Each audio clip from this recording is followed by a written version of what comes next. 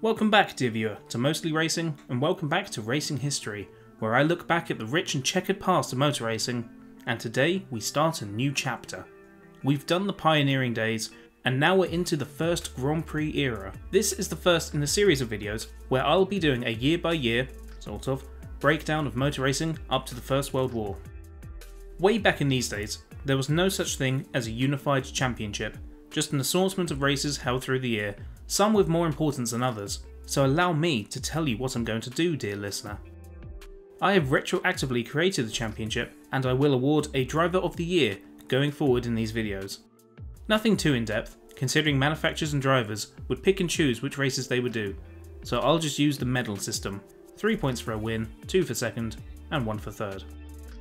I'm also very excited to share with you that I have discovered that the French publication L'Auto have archived all their prints, and these are all available free online and go into so much detail even for the smallest of races. I need to inform you of this because most of the meat of the videos come from these prints. That's also why this video has taken so long to make. France, the home of motor racing, and undisputed rois of their sport. Or so they thought.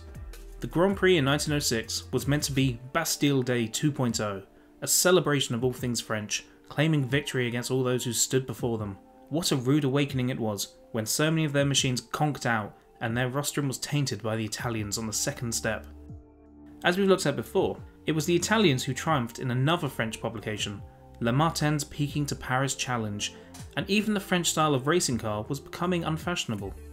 Those hulking, expensive engines they put in front of their cars were nothing like what the paying public could actually get their hands on, making the whole motor racing thing a touch pointless. After all, racing is just an advertising activity at the end of the day. Like then, as now, as ever, Europe was in a bit of economic trouble, and this gave rise to a new style of race car, the Voiturettes, single-cylinder small cars, which arguably offered more of an engineering test. Making bigger and bigger engines would give more power, but it was horribly inefficient. Instead, genuine innovations could be made by trying to produce more power from a smaller engine, and it was significantly cheaper. 1907 would be the first year that this style of racing would become popular and rival the established Grand Prix formula. The first of these Voiturette races was the Coppa delle Vetturette, held in Madione, Sicily on the 18th of April, and my goodness, what a bloody miserable day it was. It had rained all night, and supposedly for the 6 AM start, everyone in attendance was up to their ankles in cold, muddy water. I say everyone, because of this early start and awful weather. The spectator numbers for Tortimer's grand depart in his Lion Peugeot to get the race underway was roughly, approximately, around the estimated figure of 0. Don't worry, numbers would rise throughout the day. I mean, they could hardly go any lower. With all 12 drivers off for their first of 2 150km laps, it's fair to say there was a bit of a lull in the action back at the start line. What to do? Well, my guy covering the race decided to have a sleep until the cars came back round again. Professionalism 101. After the thick end of 4 hours, the cars completed their first tour. Yeah, okay, I'd have had a snooze too. All forgiven, mon ami. The Italian Vincenzo Florio, remember that name, was the first to make his way round, but this doesn't necessarily mean he was leading. Remember, cars set off in rally/Isle of Man TT style. Indeed, it was Frenchman Louis Naudin, in a car which half bore his name, who left some 33 minutes after Florio, who had a 7 to 8 minute lead over the field. Our narcoleptic correspondent stayed lucid for the second tour and was able to learn that Naudin had stretched his lead to around 14 minutes over Florio by the time they had reached Petalia, roughly halfway around the course. After 7 3/4 hours, Louis Naudin crossed the line to win in a mostly Italian field, giving Le Bleu the first blood. Only 4 cars managed to complete the distance, but bear in mind, these are just one-cylinder toy cars going around the twists and turns of the Sicilian roads and constantly climbing, descending the hills and mountains. I think 4 finishes is pretty good going. These French celebrations wouldn't last long, however. So, this Vincenzo Florio. Well, this opening race was just a warm-up for Florio's motor racing baby, the Targa Florio, a grueling race around the public roads of Sicily and is often credited as the world's oldest sports car race. Sadly, it was discontinued in 1977, but I'd highly recommend looking up footage of 70s sports cars hurtling around. It's almost hypnotic. This is the section where I usually have my practice accidents. 2 years ago in a Porsche I hit an Alfa Romeo service car. And then last year I hit a local. 1907 was just the second running of this race, and it featured the big chunky monster Grand Prix cars with their factory drivers, and the field was bloody massive, with 46 drivers in total competing. Some familiar names were the Fiat trio of Lancia, Nazzaro and Valshot, and let me tell you, chunky monster Grand Prix car is a very accurate description. The new for 1907 Fiat machine was a stonking 130 horsepower, 16.3 cylinder beast. There was also the soon to be victorious Itala team from a previous video who had Fabri and Cagno as pilots. For the French teams we have the likes of Henriot, Duret and Gabriel amongst many, many others. Unlike the previous race the day before, it was beautiful weather, and the stands were filled as a result. With such a massive field, these fans were treated to seeing cars fairly frequently. With a 3-minute staggered start, by the time the final runner left, the early starters were coming round again to start their second lap. Good stuff. The first to get round was Fritz von Opel, second starter, but he was followed by Wagner a minute later, who had left 3 minutes later, making him the early leader. This was until the Italians came round. Wagner's 2 hours, 48 minutes and 40 seconds was only good enough to put him sick, as he was beaten by Minoia, Nazzaro, Cagno, Lancia, and your leader after lap 1, Vincenzo Truccio. Italy 1st through 5th and France 6th. Ouch. Deuxième tour. Drama tour. Truccio out for reasons not specified, my goodness. Naturally everyone shuffles up one place, but a poor lap for Lancia saw him lose out to both Nazzaro and Wagner. Now, at the front, Italy versus France, 3.5 minutes between them, showdown for the win. Ménage à troisième and final tour. Did we get our showdown? No! Much to the delight of the locals, the info coming through on the telegram from the other side of the course. Wagner was out. So now we're left with a battle which guarantees both a win for Italy and a win for Fiat. Lancia crosses the line first, but he started the race 51 minutes before Nazzaro. As long as the latter came home within 50 minutes, he would win. Not the most exciting for the fans, but there we go. And indeed, 39 minutes later, Nazzaro crossed the line to win by 12 minutes, at an average speed just shy of 54 km per hour. Nazzaro said after the race, "According to our tests and barring an accident, I only feared one man, my friend Lancia. However, my car ran wonderfully from start to finish. I suspected that I had to be first, but fate having always wanted to reserve second place for me so far, I was only quiet when the post passed. It was over. I won. Fiat is ahead. Everything's good, now let's wait for the French Grand Prix." If we look at the rest of the top 10, looks like the French need Moses to part that Red Sea. 8 out of 10 for the Italian motor industry. This led to my mate from Le Auto to lament, "The triumph is therefore indisputable. Just Hey French journalist, it's not all bad. The top 9 were all on French Michelin tyres, so, you know, you've got that at least. Also, look at the Germans. Fritz Erler was the highest placed of the German employed racers, 15th, 53 minutes, 39 seconds off the win. From one race named after a motorsport stand to another, in mid-June Premier Racing returned to the German Tarnas Mountains, last seen for the 1904 Gordon Bennett Cup, as the actual Kaiser hosted a rival race to the French Grand Prix with its own, yet similar, engine formula, the Kaiser Prize. And yes, I know I was pronouncing that wrong in previous videos. I'd only ever seen it written down before, and none of you watching corrected me, so meh. If there were bloody loads of drivers in the Targa Florio, there were bloody loads more in Germany. 92 in fact, so the field was halved, and the main race would be preceded by 2 qualifying heats. Carrying on from their success a couple of months earlier, it was the Italians and their Fiats leading the way, and Lancia won the first heat and Nazzaro the second. Their French teammate Louis Wagner also advanced out of the heats, as did all 3 Mercedes and 1 Benz. Separate entries at this point, the Opels, the Italas, wow 1907 was a good year for them, and 2 Bianchis, one of which was driven by the future manufacturer founder Carlo Maserati. On the day of the main race, naturally it was Fiat with the early pace. Nazzaro leading Wagner after the first lap by just 7 seconds, which is absurdly close after an hour and a half of early 20th century racing. Actually, I'd take that as a winning gap in F1 today. Bit of a turn up for the books. It was Belgian racer Lucien Houtvast running in third in a pipe, with his teammates not far behind. Going into the event, the Fiats were expected to be right up there, but the Belgians weren't really on anyone's radar and seemed to have come out of nowhere. Like Belgium. The same was true for Jurns running in 5th for Opel. On lap 2, bad lap for Fiat, resulting in a shock 1-2 lead for the Belgians at the halfway mark, with just 1.5 minutes between first and third. All very much to play for, in what was a pretty darn exciting race for the time. Would just be nice if the race was all on track, rather than on stopwatches, but there we go. On lap 3, Lancia begins a fantastic comeback. He had a very poor first lap, one of the slowest. But on this third tour, he had set a new lap record for the course, 1.5 minutes faster than Nazzaro earlier in the day, helping him climb his way back up the order, while his aforementioned teammate retook the lead. Going into the final lap, the Fiat driver held a slight advantage of just 33 seconds over Houtvast, with his pipe teammate Duplus a further 22 seconds behind. What a showdown we're in for, ladies and gentlemen.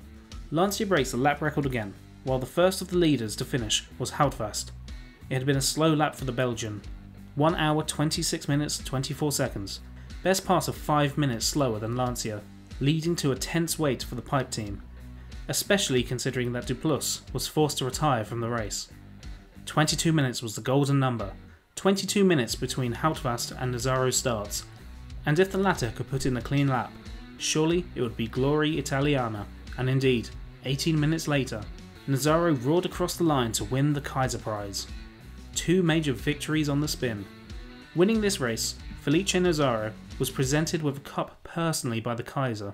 The runner-up, Houtvast, also received personal congratulations from Billy Boy, as did Jurns, who came home third for the home nation.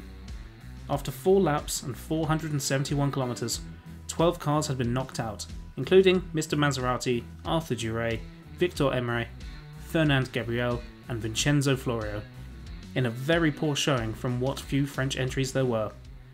The 2 Mercedes that went the distance, those driven by Otto Salzer and Camille Gianazzi, were lowly finishers, completing the race distance 23 and 34 minutes after the winner. Come on France, you need to pull one back, and surely there's no better place to do so than at your home race. The French, and specifically Renault, were the champions of motor racing's most premier event from the previous year. But remember, this wasn't regarded as a mighty day for Les Bleus. Many failed to complete the entire race distance, and even the Italians were on their rostrum. The race was also a bit of a financial disaster, with the ACF making a loss of £3,000, roughly $500,000 in today's money. The sneaky council of the seaside town of Dieppe therefore pledged £4,000, around 620k, for the right to host the Grand Prix, snatching it out from Le Mans' nose. I'm sure there would have been Le Mans locals wondering if their town would ever again host top-level motor racing. They needn't have worried. There would be 10 laps around the fast 77km Dieppe circuit, and sadly, Grand Prix racing would be greeted by tragedy for the first time. On the 17th of May, 23-year-old Albert Clement, son of the owner of the Clement Bayard team, and the man who finished that first Grand Prix in 3rd place, lost control and rolled the 6-cylinder 125 Clement Bayard at around 150 km an hour, resulting in massive head injuries, which claimed his life. 1 week later, 30-year-old Italian Marius Pin would suffer from a crushed chest after crashing his 110 horsepower Darracq while attempting to avoid hitting a horse-drawn cart. These were the first 2 of far too many more, and there were calls on the race to be cancelled altogether. These calls fell on deaf ears, and the event carried on regardless. There were 17 entries for the 1907 Grand Prix, and like the previous year, most of the teams were French. 11 teams in fact. 2 teams came from Italy, 1 from Germany, Belgium, USA, and even the British entered the team of 2 cars, both of which failed to finish. Oh no! Again, echoing the previous year, the fight for victory was going to between the French Renaults, Braziers and De Dietrich, fighting against the Italian Fiats. The first to start was one of the Fiats, Vincenzo Lancia, in the fittingly numbered F1, F being for Fiat and he was the number 1 driver. A strict fuel consumption limit had been imposed in an attempt to reduce speeds and costs, so Lancia, and every subsequent starter, was fired up at the very last second and being pushed to the start line. At 1 minute past 6 in the morning, his Fiat's engine fired up and he spent the first 100 metres or so of the race trying not to stall. Fellow strugglers at the starts were Heath, Le Bon, Barrier and Rougier, who all stalled, while the likes of Garcet and Janatze made lightning starts. Must say, hats off to Dieppe and or the ACF on designing a course of perfect length. Bablo was the final starter at 6:38, just a couple of minutes before Lancia would come round again to complete the first lap, meaning that the spectators had a fairly steady stream of cars going past. Well done. 41 minutes and 33 seconds is Lancia's first lap time, and he's closely followed on track by Arthur Duret in Lorraine Dietrich LD1. The Frenchman had left at 6:04, giving him an advantage of about a minute and a half. Last year's winner Cease puts in a good time, 39 seconds behind Duret. Janatze in Mercedes M1 has an absolute stinker of 50 minutes. Nazzaro in Fiat F2, not bad, not great, 42 minutes and 45 seconds.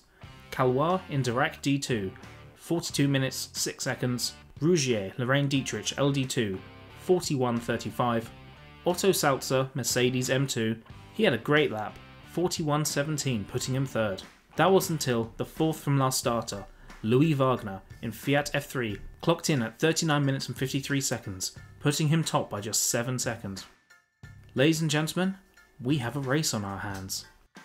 On lap 2, although the racing is against the clock, the fans were treated to a mighty on-track battle between Lancia and Duret. Unlike the previous year, in 1907 the Gordon Bennett National Colour Rule was brought back in, making it much easier for the crowds to spot their home heroes. Red versus blue, wheel to wheel. The fast starting Salzer loses 10 minutes against his first lap time, which sees him drop from 4th way down to 16th. On the other hand, Gilles Barrier made great progress, a 43.19 on lap 1 followed by a 38.22, 13th up to 3rd. Wagner and Duret maintained their positions of 1 and 2, with the former being fastest again. The American George Heath in Panhard et Levasseur PL1 was the first to retire his car from the race. Lap 3. No major changes out at the front, with the likes of Wagner, Duret, Lancia, Cease and Henriot lapping around the same pace. We therefore look a bit further back and take notice of Felice Nazzaro. He followed up his so-so first lap with a slightly better 40 minutes 54 seconds second lap, putting him 10th. Lap 3 however is when he came alive, a 39.58, moving him up to 7th. Also moving on up was Fernand Gabriel, 39.14, putting him into 3rd place. Lap 4, Lancia and Duret continued to battle each other hard on track, both putting in stonking laps.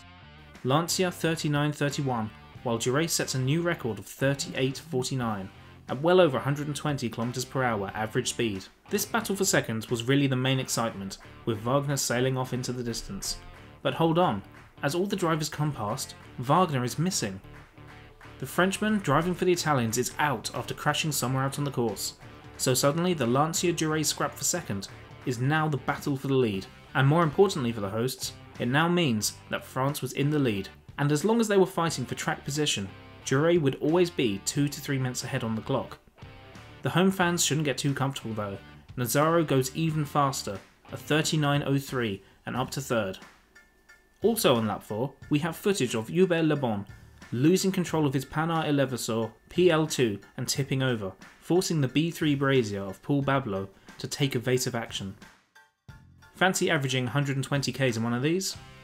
Racing drivers are a different breed. Lap 5, and Duret is ahead on track and is now pulling ahead of Lancia, but it's still close. In what was, whatever the opposite of a callback is to modern racing, call forward? The two close runners came into the pit area and we had ourselves a pit crew battle.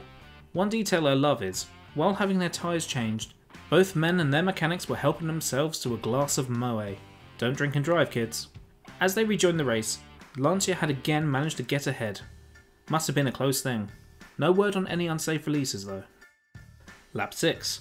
As the red car and the blue car come around once more, it's Duret who has passed Lancia yet again, and his lead on the clock has increased from 2 minutes 14 seconds to 2 minutes 47 seconds.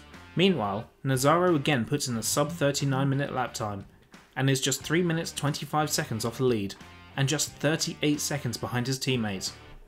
To round out the top 5, Cees passed Gabriel for 4th after another good lap, and the two were 8 minutes and 9 minutes 25 behind respectively. Lap of the 7th time around, Nazzaro again goes sub 39, and despite Lancia putting in a solid time, the former Italian moves into 2nd. Now Jure leads Nazzaro by 2 minutes 47 seconds, and Lancia 3 minutes and 5 seconds. Lap 8, and we're getting into the business end of the Grand Prix. Jure completes a bit of a slow lap in the 40-minute region, so you'd reasonably expect Lancia to come through ahead on track again. But no, 51 minutes and 34 seconds. The Fiat was sick and down to 4th. Compounding their pain, Nazzaro also had a slow lap, and Jure had a lead of just shy of 6 minutes. With just 2 laps to go, surely there was no stopping the French now. Get the Moët ready. Oh wait, they've already drunk that. Well anyway, French victory assured. Until lap 9, a bearing in Jure's gearbox seized up, and the French leader of the French Grand Prix in a French car on French tyres was out. To the despair of the French crowd, Nazzaro inherits the lead, and all hopes lay once again with Cees. Just like 1906, it's Nazzaro Fiat versus Cees Renault. This time around though, it's advantage Italy. As they cross the line to start the final lap, Nazzaro has a lead of 5 minutes and 47 seconds. Easy win, right? Well, not quite. If tyres were the difference in 1906, then the major factor in 1907 was fuel. Remember what I mentioned right at the start of the race?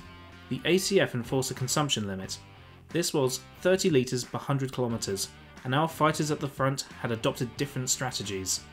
Nazzaro was going aggressive and hoping he wouldn't run out of fuel, while Cees went the conservative route, ensuring his tank would never go dry.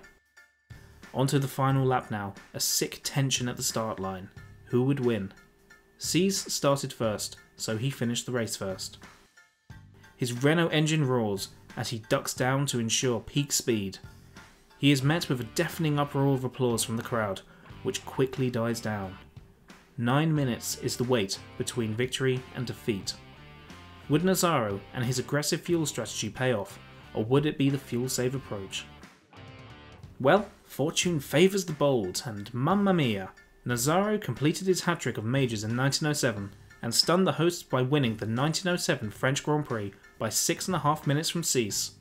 The Italian anthem rings out, and Nazzaro is literally ripped out of his Fiat and carried up to the officials' platform to receive his plaudits. Cees received his congratulations for second, as did Barra of Brazier, who finished third. Despite running high through the race, Lancia also failed to complete the race distance. The remaining top 10 were Gabriel 4th, Regal 5th, Calois 6th, Barrier 7th, Garce 8th, Shepard 9th, and Victor Emery 10th in the highest of the German runners. Post-race, Nazzaro described his race as such. I started very calmly, and it wasn't until the 5th lap where I learnt at the refueling station that Jure had serious damage, so I pushed hard, but I was worried about running out of fuel. However, when I knew that Lancia was in difficulty, I risked everything until the moment I passed in front of Jure's abandoned car at the side of the road. Laudinière, Eau, Auriel, Saint Martin, en Champagne, and all over there, I finally saw the flags of the stands, the darkness of the crowd. I had won. Needless to say, this latest victory is by far the one that causes me the most pride. I had won in Italy, I'd won at the Taunus, but at Avignon and Sarthe, I'd never been able to win the most famous cup. I triumphed on the French roads. It is an infinite joy to me. While the French still had a good presence in the top 10, and again Michelin tyres locked out the top places, they had been humiliated on home soil, and like the reporter said before, the triumph is therefore indisputable. Just bow down. Indeed, no one and nothing was left for them to fight. Motor racing belonged to the Italians. The next major race in 1907 was the 6th and final running of the Circuit des Ardennes. As our Le Auto journalist reports, many fans were out in force. Germans, Brits, Belgians, but very few from France. After their struggles and the embarrassment of being humbled on home soil, it would seem that perhaps the French interest in motorsport was waning. In fact, none of the main French drivers or teams were even present for the race. Worrying times for Les Bleus indeed. Instead, the field was made up of Germans, Belgians and Britons, and it was early advantage to the hosts. Houtfast and Janatzi leading the first lap in their pipes, with third driver Duplus in fourth. Another Belgian manufacturer showing early pace was the British piloted Minerva team, with future land speed record holder Kenlem Lee Guinness in third. Incredibly, all three of the pipes would suffer misfortune. Janatzi and Houtfast were out on lap 3 and Duplus on lap 4, leaving the three Minervas out in front unopposed, and they came home easy winners, locking out the podium. The only real threat they faced after the pipes went up in smoke was from the Benz of René Henriot. The Frenchman finished the first lap way down in 12th, gained 1 place on lap 2, 2 on the 3rd, and 5 on the 4th. Just a minute behind the leader, he would sadly lose a heap of time with a puncture, but still managed to finish best of the rest, 7 minutes ahead of the next car. The winning driver for Minerva, who completed the distance at just shy of 100 km an hour, which was pretty rapid pace for the time, was a man with an astonishing name, John Cuthbert Moore Brabazon, the first Baron Brabazon of Tara. Good stuff. What did he get up to in later life? He became an MP and was allied with Oswald Mosley. Moving on, who wants an aside? Victory for Brabazon and his lack of moral ethics was a rare highlight in an otherwise lean period for British motor racing. It didn't help that there were strict speed limits and all road racing was banned, so British teams could do very little testing of any potential racing cars they produced. This was a worry for Hugh Fortescue Lock King, who, having recently inherited a 330-acre estate, got an idea. An awesome idea. HF Lock King got a wonderful, awesome idea. Building a closed circuit on his land would neither violate any speed limits nor road racing laws. Today's equivalent of £16 million later, on the 17th of June, the Brooklands circuit opened, marking the birth of purposely built racetracks. I'll talk more about the circuit another time, because one of my many plans is to actually go down there in person. Anyway, back to the past. In the sources I've looked at, there are always 2 winners recorded for this event. One for the Grand Prix Formula class, and the other for the Kaiser Prize class. The race I've just detailed to you is listed as the Kaiser Prize Formula, and our old friend of ours, Pierre de Carter, listed as the winner of a 6-car race for the Grand Prix class. So I'm doing the right thing, and copying out and including both results for round 5, meaning that there are 11 winners in our 10 race season. Fight me. Having already organised the Coppa delle Vetturette and Targa Florio earlier in the year, Vincenzo Florio just couldn't help himself, and organised 3 more races that I'm contributing to the final year's standings. This one being the Corsa delle Vetturette Siciliano on the 13th of August. Sadly, this is one of 2 races where I couldn't find a write-up or any articles from the time, just a list of results. So copying out once more, these are the results. A race organised by Vincenzo Florio, which was won by Vincenzo Florio. A bit sus, as I believe the children say. In this bulging field of 5 Italians, maybe it's no wonder why no one bothered to cover this one. Next was the Coppa Florio, held on the 37.7 km circuit at Brescia on the 1st of September, which was a bit more of a proper Voiturette race, with an actual bulging field of 33 cars, representing Italy, France and Germany.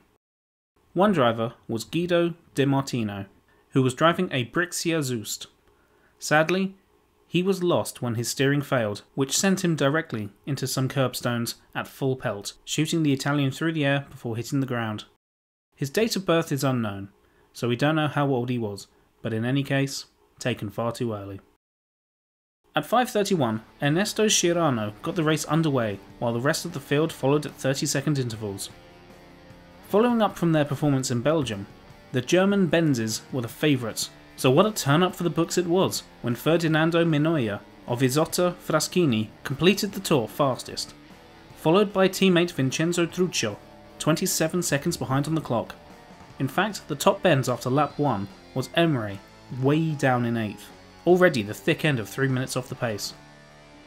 Minoia followed up his first lap pace by being fastest on the 2nd, and the 3rd, and the 4th, 5th, 6th, but not the 7th, as the Italian speed fell right off. With a 17.5 minute lead with 2 laps to go, Minoia put in a lap 4 minutes slower than Emery. Like Le Mans in 2023, The Italians were in for a nervous end of the race, where car issues could ruin everything. Like now, as then, they were able to hold on, and it was another Rosso Corso victory, as the Isotta Fraschini came out a 10-minute winner ahead of the Benz. The podium places were completed by a second Benz, that of Anrio. After their slow start, the German Benzes were really starting to come good, and providing a genuine challenge to their southern almost neighbours. Momentum is a mighty thing in sport, so it might be worth keeping an eye on those white machines for the next racing season. On the very next day, on the 2nd of September, the Brescia circuit hosted the Coppa Velocità di Brescia with a roughly 50% smaller field. In what was the final race for the Grand Prix cars in 1907, it was a straight fight between France and Italy, 7 entries apiece, and shock of all shocks, it was an early advantage to the French. Elliott Shepherd and Pierre Garcet in their Clement Bayards clocked in lap 1 times of 33 minutes 30 seconds and 36 seconds respectively, giving them a tight lead over Fabry in third. Could the French hold on? Well, is the Pope British? Of course not. Fabric goes top of the times on lap 2, while Cagno puts in the fastest lap, but remained far down in the pack. He had lost around 7 minutes on the starting line due to a clogged igniter. Lap 3, Chirano is out due to overheating, and Raggio joins him with a burst cylinder. Cagno goes fastest again with a stonking 31 minutes 31 seconds, moving him up from 10th to 7th, while Fabry extends his lead to just shy of a minute. Lap 4, disaster from Fabry. A 37.53 sees Jure go top, while yet again Cagno had the fastest individual time. He's up to 4th, 4.5 minutes off the lead. Lap 5, Shepherd has an off and injures himself and his mechanic, but they're more or less okay. With just 3 laps to go, Jure has over a 5.5 minute lead. Surely there's no stopping him now. Well, about that. Continuing to drive hard as he reached a bridge at Lonanto, he loses control of his Lorraine Dietrich and spins. In his haste to recover any lost time, he actually starts heading off the road in the wrong direction, just like those nans on the news. Easily done around those unfamiliar colossal circuits, I suppose. A setback to be sure, but still in the lead. This was until later in the lap, when suddenly his car burst into flames. Incredibly, it's Cagno who inherits the lead. He lost 7 minutes at the start, remember. He was fastest on lap 6, then second on laps 7 and 8, so yet again it was Italian victory. Adding insult to injury, out of those 6 finishers, Cagno was the only Italian. So close yet so far for the god pairs of motor racing. Into the final 2 rounds that I wish to share with you today, and both were Voiturette races, the first of which was yet again the doing of Vincenzo Florio. That's right, we're back to Sicily. Corsa della Vetturette Madonia. True to previous form, there was again a pretty small field of just 8. 7 Italians and 1 Frenchman, and you won't be too surprised to hear it was an Italian domination. And no full write-up. So yeah, not the most interesting, so we move on to our final race. The final race of the 1907 season, as I'm counting it, was the Coupe de Voiturette held in Rambouillet, southwest of Paris, and just going purely off the race results, this was probably, maybe, who knows, the best race of the season. It had taken all year long, but France finally had their day. At 7:30 in the morning, Regal got the event underway, followed by the rest at 30-second intervals, and the early leaders were the teams that would dominate in what was to come. Spoilers. Césaire Nodin and Léon Peugeot. Césaire had a stunning start, lapping the almost 34km circuit in 28 minutes and 36 seconds, 2 minutes faster than Nodin, and just look at this lap consistency. 36, 12, 29, 41 and 48, pulling a 17-minute lead. On lap 6 though, disaster. A puncture which cost him over 20 minutes. From leading comfortably, he was now down to 6th. With 4 laps to go, Nodin inherited the lead. Second was Jules Gou for Peugeot, Cizac third for Alcyon, 4th Gipponi for Peugeot, and 5th Regal for Werner. After 3 hours of racing, there were just 5.5 minutes between these top 6. Could anyone catch Nodin, and how far would Césaire climb? Lap 7, and Césaire is back into the 28 minutes, passing Regal and Gipponi, 4 minutes and 6 seconds behind Nodin. Lap 8, another in the 28s, up to 3rd with just 1 lap remaining, 3 minutes and 56 seconds off the lead. and 50 seconds off Gu for second. Tremendously close for the time. Of these top three, Césaire started first, as I'm sure you've probably worked out, reached the finish first. A total time of 4 hours, 40 minutes and 30 seconds after yet another lap in the 28s. Tension would have been building, as it was clear Nodin had been slower. 28 minutes after he started his last lap, he was still not round. 29 minutes, nothing. Half an hour, a faint roar. Nodin crossed the line with a lap time of 30 minutes and 52 seconds, giving him a race time of 4 hours, 38 minutes and 52 seconds. Nodin had beaten out Césaire by just 97 seconds. Gu finished his final lap also in the 30-minute range, which put him third. A 1-2 for Césaire Nodin, with the Peugeot just 3 minutes behind, after 4.5 hours of racing. Truly a standout great race from these early days, and an important race for what was to come. Of the 41 starters, 32 cars finished the modern Grand Prix distance of around 300 kilometers. This was everything the French wanted.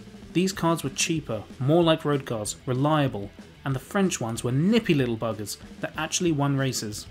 The French had the advantage with Voiturettes, and wouldn't you Adam and Eve it, there would be far more Voiturette races in 1908.